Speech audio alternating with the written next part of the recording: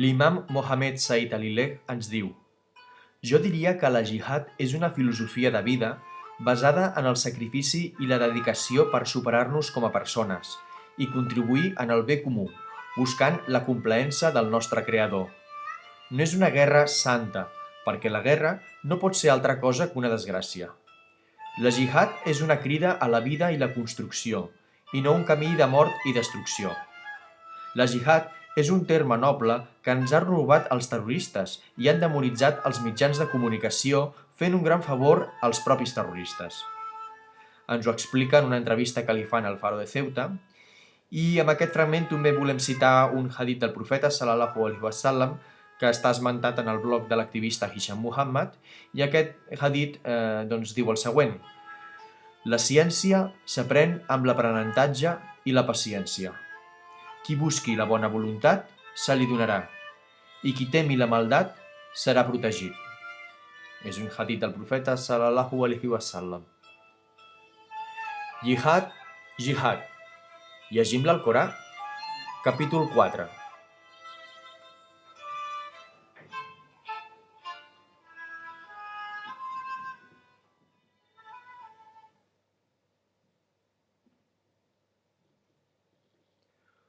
Comencem aquest nou anàlisi de diferents aleies relacionades sobre el jihad i sobre la guerra amb el capítol 9, les aleies 38-42, és un fragment força llarg. Comencem amb el principi que diu: creients, què us passa que quan se us diu mobilitzeu-vos per la causa de Déu us mostreu mandrosos?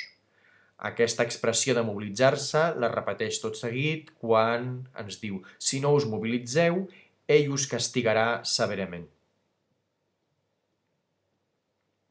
Aquesta expressió i aquesta traducció de mobilitzar-se veurem en les pantalles següents que és de vegades traduïda de manera errònia.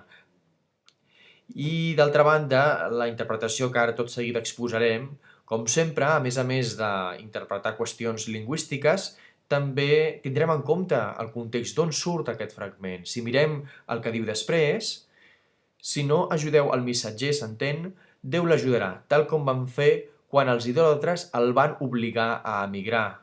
Ja tenim aquí el context de persecució, de tortura, de discriminació activa per part dels idòlatres. Per tant, sempre serà això decisiu a l'hora de determinar què vol dir aquesta expressió de mobilitzar-se. Més endavant ens continua en aquest fragment que parla de la necessitat de mobilitzar-se, d'aquesta mobilització, estigueu com estigueu d'equipats, ens diu. Interessant que aquest fragment de vegades també s'omet una part molt important que hem deixat aquí en buit i que l'omplim amb la traducció de l'original, si ho mediteu bé. Aquesta qüestió reflexiva ja l'hem comentat més d'una vegada i és que és decisiu i fonamental aquesta apel·lació a la reflexió, a la serenitat, fins i tot en moments de guerra. Per tant, és una reflexió que s'estén a d'altres circumstàncies de patiment, d'opressió, de frustració personal, en què l'Alcorà convida sempre a no prendre una decisió de manera impulsiva i reflexiva que ens pot portar a la nostra pròpia desgràcia, sinó que tot està dins d'uns paràmetres de la reflexió, de la meditació, de la pròpia introspecció, de l'anàlisi, etc. La traducció ara l'hem de posar a una pantalla següent perquè és un fragment força llarg. I llavors el que comentàvem de mobilitzar-se.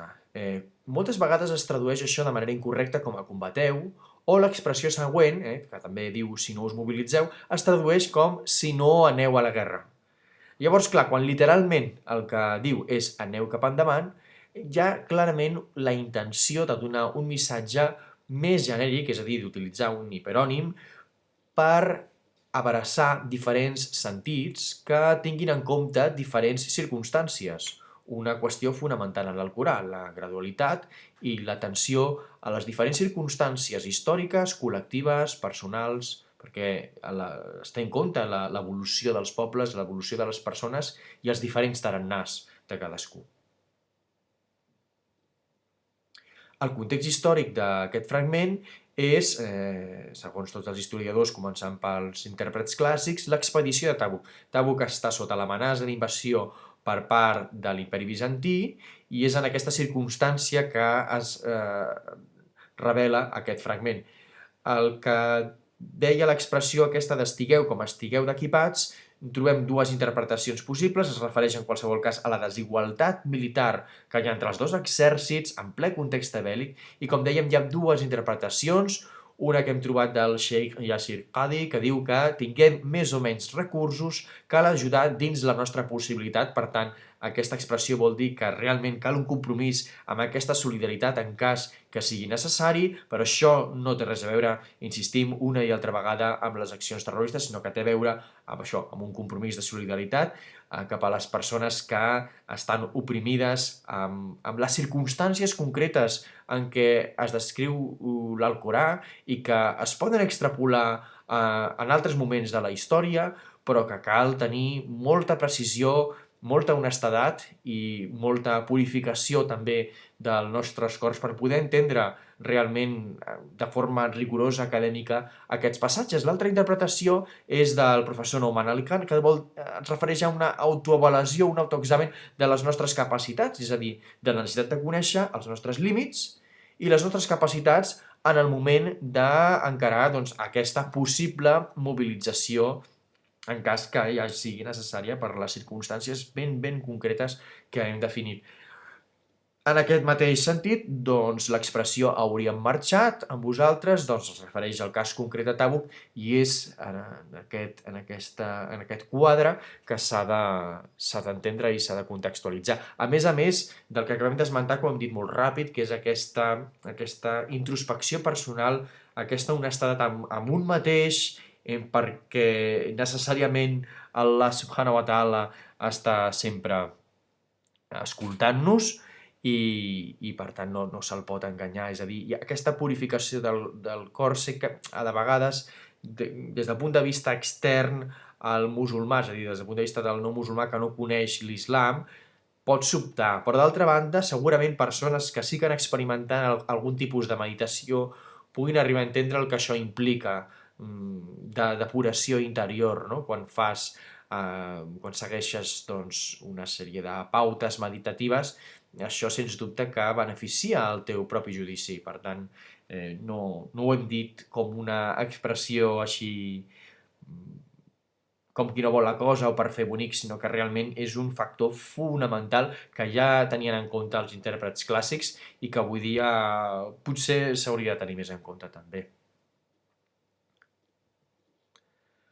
Un altre fragment que comentarem és 973, profeta, lluita contra els incrèduls i els hipòcrates, i sigues rigorós amb ells. L'infern serà la seva llar. Quin destí més pèssim. Bé, el primer que volem comentar és aquesta expressió, l'infern serà la seva llar. En aquest cas, es refereix a un càstig diví. És freqüent a l'Alcorà que comportaments personals o col·lectius siguin castigats per Déu i això significa que la nostra responsabilitat en aquest món té un límit i és el límit de que tot passa per voluntat d'Allah subhanahu wa ta'ala. Això és importantíssim perquè llavors aquest tipus de leyes, de fet en l'últim vídeo col·locarem aquest tipus de leyes en què sembla que hi hagi una resposta, o sigui, de fet hi ha una resposta de càstig per part d'Allah subhanahu wa ta'ala en algunes circumstàncies, en alguns pobles que han comès alguna infracció, algun comportament que era perjudicial pel benestar de la societat, i llavors és important no aprofitar aquests versicles per parlar de jihad o de guerra i molt menys de terrorisme. Perquè una cosa és que Déu castigui i una altra cosa és que el musulmà pugui emprendre alguna mena d'acció. Són casos diferents, són circumstàncies diferents que no s'ha d'extrapolar així de la lleugera com qui no vol la cosa. Va? Llavors, el context històric és el mateix que 538, incrèduls ja l'hem comentat moltes vegades, aquí hem buscat una altra paraula com incrèdul, potser preferim els qui neguen la veritat. Hipòcrites es refereix també als musulmans, persones que aparenten una cosa però que en el fons tenen segones intencions, estan conspirant contra els musulmans, contra la justícia social. Que representa això, ja ho hem comentat ja unes quantes vegades. Pel que fa a rigorós, també l'hem comentat en algun moment, es refereix a l'equilibri entre justícia i compassió, que es pot exemplificar en 598, que també ja l'hem citat. I llavors, tenir present, sempre, en qualsevol aleia, que el sentit global de l'Alcorà, del qual parlarem també a l'últim capítol, és el de lluita, però també el de perdó. Com per exemple 9.5, 8.39 o 2.192, que diu: però si s'aturen de combatre-us, sapigueu que Déu és perdonador misericordiós. En aquest cas, els intèrprets sí que estan d'acord que aquests atributs d'Allah subhanahu wa ta'ala sí que s'extrapolen cap a l'actitud, perquè clarament aquí la condicional que introdueix aquesta frase es refereix directament als musulmans i així ho interpreten tots els intèrprets clàssics i doncs el consens de la comunitat islàmica, dels experts en intèrprets. En aquest sentit, tornem a insistir que en altres qüestions potser hi ha diferents interpretacions, però en qüestions de terrorisme és unànime tota la interpretació que hi ha sobre aquest tema. 9.88. Però el missatger i els qui creuen en ell lluiten amb els béns materials i les seves vides. En aquest cas, trobem la interpretació d'Ibn Kathir, un dels intèrprets més importants, dels autors de tafsirs més importants de la història de l'islam. En aquest cas sí que s'utilitza jahadut, el terme jihad, però, com ens indica el propi Ibn Kathir, és un dret a la defensa pròpia dins d'un tot més general que vol dir millora personal i de l'entorn on vivim. Per tant, queda clara doncs, tota la contextualització d'una violència molt, molt concreta en un cas concret. Que d'altra banda, també cal ser sincers i honestos amb la interpretació del Corà, és lícita i en alguns casos necessària. Això no es pot negar pas del missatge de l'islam, això quedi clar. Estem matisant moltíssim tot el que és la bogeria absoluta del terrorisme, que no té absolutament res a veure amb l'islam, però sí que és cert que hi ha un dret a la defensa pròpia, però que insistim, això no és aliè als valors occidentals, són qüestions que, almenys a nivell teòric i en molts casos a nivell pràctic, doncs està present en discursos de diferents codis civils, penals, de constitucions, de discursos de Nacions Unides i intervencions militars que s'han fet a favor dels drets humans i de l'ajuda humanitària.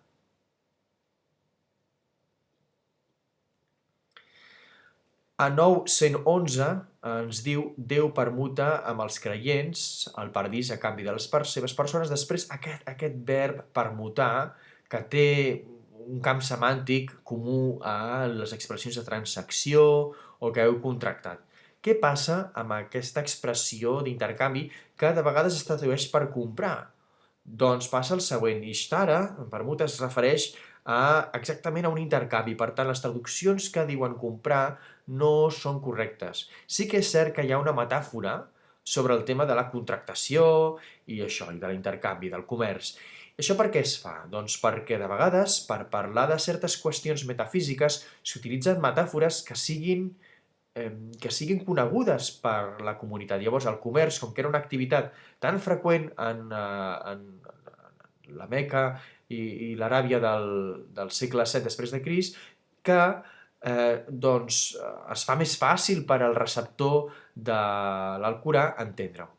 Llavors, un cop més també me'n vaig una mica de tema. Per què llavors Allah subhanahu wa ta'ala no ha fet més revelacions? Perquè clar, això pot portar a un malentès, no?, al lector o a l'oient del segle XXI, perquè sembla que hi hagi com una intenció, com un objectiu materialista per part tant de Déu com del propi creient, no? Hi ha en primer lloc no es nega l'espiritualitat de l'Alcorà, no és no és una cosa etèria, no és una cosa abstracta, intangible, és realment una qüestió que engloba els aspectes espirituals, els aspectes més abstractes de valors, però que també és una qüestió tangible, que es pot experimentar, gairebé empírica, podríem dir. Això en primer lloc. I en segon lloc, un cop més, tornem a insistir en la idea que l'Alcorà, que és l'últim missatge que ha revelat Allah subhanahu wa ta'ala, està fet també perquè en les successives èpoques nosaltres puguem interpretar, extreure la informació i, per tant, aprofundir en el coneixement del llibre de l'Alcorà, igual que fem en el coneixement de les nostres vides, les nostres experiències i el coneixement de l'univers sencer. No defugim el coneixement, al contrari, és una benedicció el coneixement. Després subratllem algunes expressions també que de vegades s'han traduït malament, com per exemple verdadera. Verdadera, haqqan, la traducció no pot ser obligada, es refereix a la veritat. Hem subratllat també la Torà, l'Evangeli i l'Alcorà per recordar que aquestes tres revelacions són autèntiques, però això no vol dir que l'Evangeli i l'Antic Testament actuals siguin autèntics. Això és importantíssim. De fet, jo personalment he intentat a Wikipedia en castellà, si busqueu islam, surt que, no sé si ho haurem corregit, però fa una setmana no ho havíem corregit, que la Torà i l'Evangeli són, tal qual, sense dir res més, són llibres sagrats per l'islam. I clar, s'ha d'especificar que són llibres sagrats en el seu estat original. Els actuals no ho són. L'única manera d'esbrinar si un missatge de l'Evangeli és correcte o no és verificar-ho, contrastar-ho amb l'Alcorà. És així de senzill. Perquè de l'Alcorà sí que tenim proves, que ja farem un vídeo, una sèrie de vídeos, sobre les proves que hi ha de que l'Alcorà és revelació divina. Llavors, a partir d'aquesta demostració, diguéssim, una mica... ja en parlarem d'això, però a partir d'aquesta demostració doncs sí que podem esbrinar fins a quin punt l'Evangeli, el Torà, i de fet qualsevol revelació. És a dir, quan parlem d'altres religions del món, l'Alcorà ja no en parla directament, però sí que podem deduir, per exemple, si el budisme té un missatge de pau i de convivència, com s'analitza això des del punt de vista islàmic? Doncs justament aquesta és la magnífica, és la magnífica revelació de l'Alcorà, que incorpora un element que és la fitra, l'instint natural amb el qual naixem, i que això ho té tot ésser humà. I llavors tot ésser humà és capaç d'arribar a entendre que només hi ha un Déu i que els valors de la convivència són profitosos per nosaltres i que tenen alguna mena de connexió espiritual amb alguna cosa transcendent. És a dir, fins i tot encara que una persona no rebi l'Alcorà, no rebi l'Islam, és capaç d'arribar a comprendre la idea d'un creador. I llavors és en aquest sentit, això ho explica també molt bé el Karami Singatè, doncs aquesta idea de que l'Alcorà és un llibre com tancat en ell mateix, no? A veure, en el sentit de que és l'únic que té la veritat i el camí recte, sí. Ara bé, a partir del llibre de l'Alcorà podem contrastar, podem valorar les diferents actuacions de les diferents cultures del món. I això no és una cosa terrible, és a dir, per què? Perquè estem parlant de drets humans fonamentals, no estem dient que jutjarem les qüestions més, per exemple, els actes d'adoració, que és una qüestió específica de l'Alcorà, sinó que l'Islam té moltíssim a aportar a la societat.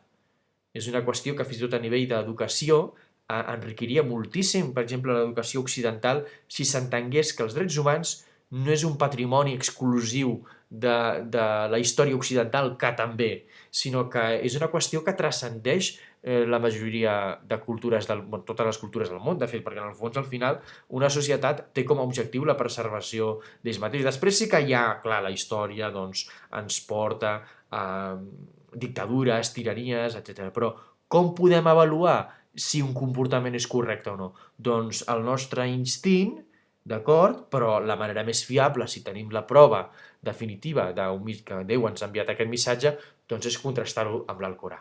Aquest, expliquem, insistim, el punt de vista islàmic. Altres punts de vista respectables, òbviament sempre que respectin els drets humans. i la tolerància de les ideologies que respecten els drets humans. Doncs era necessari, pensem, aquest petit matís, aquest petit comentari per entendre aquesta part que hem encolorit de color lila. Després, unes altres expressions que hem volgut destacar és aquesta de alegreu-vos d'aquesta transacció, aquest serà un triomf immens i ho hem vinculat a paradís. Per què? Doncs perquè aquesta llei està donant moltíssima importància a aquesta vida. I ho diem perquè, un cop més, això es distancia radicalment dels missatges extremistes dels terroristes, en què es pretén l'anul·lació de la vida, s'està destruint aquella persona, a més, per una causa que no té res a veure amb l'islam.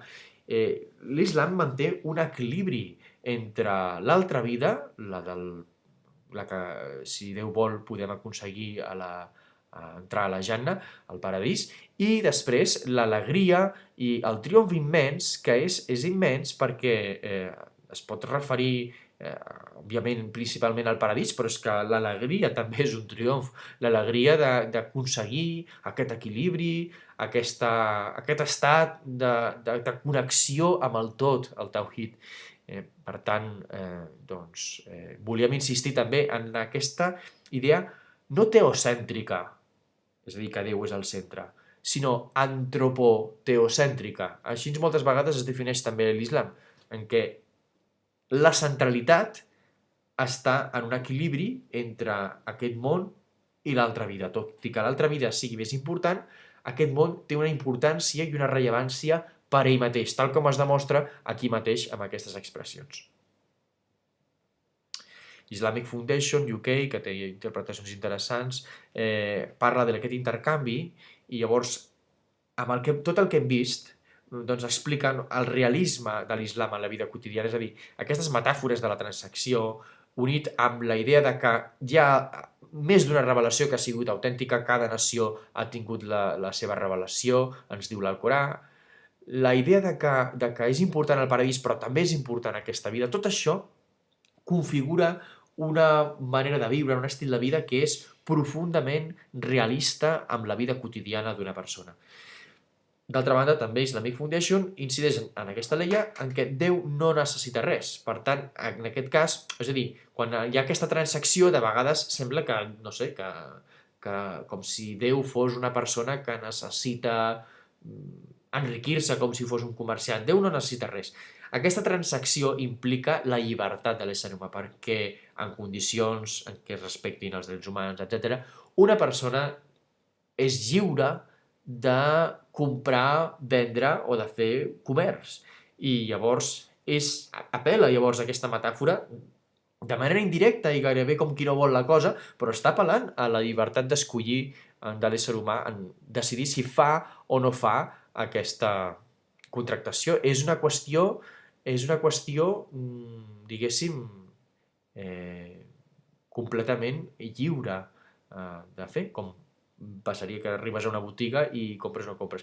Pot semblar com molt materialista, però ja hem insistit en aquest concepte que no està tan distant l'islam del tema materialisme, no el rebutja el materialista, sinó que l'incorpora i el posa en coherència amb el tot que és una... En fi, que ara no podríem definir el tot el contingut essencial de l'islam, però l'he intentat explicar abans, la connexió que hi ha aquesta superació de la dualitat, que també en parla l'Abdel Nur Prado, la superació de la dualitat perquè es converteixin en complementaris. Fixem-nos també amb la idea de parella, no? Quan parla del matrimoni, de la relació entre l'home i la dona, diguem-ho així, d'una manera més general, i ja, perquè es parla moltes vegades també a nivell filosòfic, no? De com l'home necessita la dona necessita l'home, llavors aquesta idea de la superació de la dualitat per aconseguir aquest equilibri i aquesta unió dels complementaris, doncs amb la filosofia de la vida en general, no? D'aquesta vida, de l'altra vida, també hi ha aquest missatge, aquesta guia cap a aquesta direcció. A 923 comentarem, millor dit, 3 termes, que és combateu, els qui neguen la veritat i rigor, perquè ja els hem explicat anteriorment, no volem que això es faci superavorrit.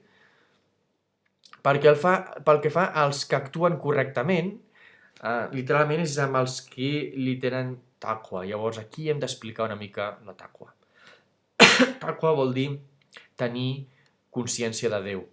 I això s'equilibra en 2 punts, un cop més. Fixem-nos en el tema de la rigorositat que s'esmenta just abans i que hem dit que 598, que hi ha un equilibri. Doncs aquest equilibri també s'expressa amb la taqwa, en aquesta consciència de Déu. Saber que Déu és... Ho resumim d'una manera molt, molt burda, sisplau, molt, molt superficial. Aquí taqwa s'han escrit llibres sencers sobre la taqwa, per tant, és ridícul intentar resumir-ho en 2 línies, però perquè s'entengui així, almenys el que jo he entès del que jo he llegit i dels divulgadors que jo he escoltat. Un equilibri entre la consciència, no?, de saber que Déu és just i saber que Déu és compassiu. Saber que Déu és just, la qual cosa ha implicat amor, saps que Déu té aquest poder per poder castigar-te en cas que tu no, de manera voluntària, conscient, etc., doncs no compleixis amb el que Allah subhanahu wa ta'ala t'està demanant. I, d'altra banda, en l'altre pol, estaria que és compassiu, per tant, això implica amor. Sí que és cert que no és un equilibri perfectament matemàtic, és a dir, la compassió s'explica amb hadits preciosos també, com aquesta compassió moltes vegades té més força. Per això es diu que l'islam és un camí fàcil, l'islam no dificulta res, ho posa tot molt senzill, perquè malgrat hi ha una balança on es sopesen els aspectes positius i negatius, en moltes ocasions, en fi, els aspectes positius tenen més pes, i si fas una cosa que està malament, tens l'oportunitat de penedir-te, de fer tauba, i que això implica, diguéssim, compensar-ho a nivell material, justament, no? És a dir, a nivell real, no? Que hi hagi un compromís, una transformació personal. Per tant, sempre està parlant l'islam de qüestions d'equilibri. I ja sé que moltes persones poden dir, bueno, i què és l'equilibri? Perquè l'equilibri també depèn d'on consideris aquests pols. Per això és important, doncs, el debat. I aquí sí que hi ha unes pautes, unes línies vermelles que no s'han de traspassar, que és els límits que imposa l'Alcorà, però dintre d'aquests límits hi ha una variabilitat molt gran. Llavors, evidentment, l'islam està obert al coneixement de les cultures, a la investigació, a la psicologia, a l'antropologia, a totes les disciplines que també poden enriquir l'islam. Llavors, l'islam es converteix, esdevé com un paràmetre a partir del qual podem construir el coneixement. Són unes línies molt, molt generals. Hi ha gent que es pensa que a l'Alcorà hi ha missatges com molt asfixiants, no? I que t'impedeix. És el contrari, és un trampolí que et fa saltar a un mar immens de coneixement i amb una seguretat per saber, per ser conscient que tot això està explicat directament per Allah subhanahu wa ta'ala.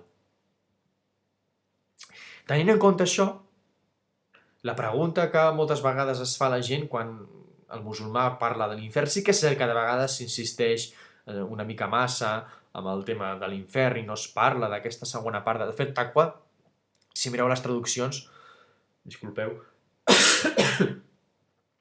si mireu les traduccions moltes vegades tradueix per tenir temor de Déu, només s'insisteix en aquesta part.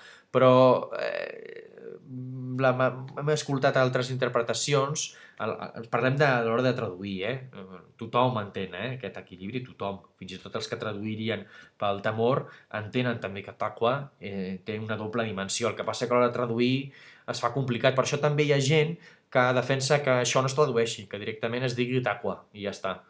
Després hi ha aquesta opció de dir consciència de Déu, però clar, és com molt abstracte, no? No implica una actitud tan concreta com... Bé, en fi, és un terme bastant complex a l'hora de traduir. A l'hora d'entendre no tant, entendre no és tan difícil d'entendre, és una qüestió, com dèiem, de l'equilibri. Llavors, quan es pregunta això de que si el musulmà actua sota amenaça, jo crec que ja va prou respost amb el que acabem d'explicar. És a dir, d'una banda hi ha la satisfacció del bon comportament en la vida present, en la dúnia, en la vida d'aquest món, d'aquesta vida. Val? I d'altra banda, no només hi ha el càstig, hi ha el premi. Llavors, l'islam té una concepció, l'islam, vull dir, el missatge de l'Alcorà, té una concepció com molt natural de l'ésser humà. Llavors, sap perfectament que la naturalesa de l'ésser humà doncs, és complexa i pot és capaç de lo millor i és capaç de lo pitjor. I llavors aquest premi o aquesta amenaça té certament una incidència a l'hora de mantenir el comportament, però no nega en cap moment la satisfacció del bon comportament en aquesta vida. Ho diem, estem pensant, mentre estic parlant, estic pensant en algun filòsof. De fet, farem també algun vídeo relacionant l'islam amb la filosofia, però també molt superficial, però simplement per tenir en compte. Perquè a vegades hi ha com una gran revolució a la filosofia occidental, sobretot al segle XX, disculpeu, en què es parla de que el comportament ideal de l'ésser humà ha de ser la felicitat en aquesta vida, no? En la pròpia construcció de la societat. Ho diu així a grans trets doncs Mill, ho diu Sartre, amb una perspectiva més pessimista, fins i tot Nietzsche, però és que de fet aquests filòsofs, si entenguessin realment l'islam, jo crec que també, no sé, es plantejarien el que molta gent s'ha plantejat, si l'islam realment és una religió, en el sentit de que primer, que no hi ha una fe cega, i després que dona molta importància en aquesta vida. Molta. Certament l'altra vida és més important, però és que aquesta també ho és, d'important. No és pas un ball de llàgrimes com hi havia, com es diu, no? Amb el cristianisme concret que hi havia durant una gran part de l'edat mitjana. Llavors, l'amenaça és relativa, és una resposta, s'ha de donar una resposta complexa.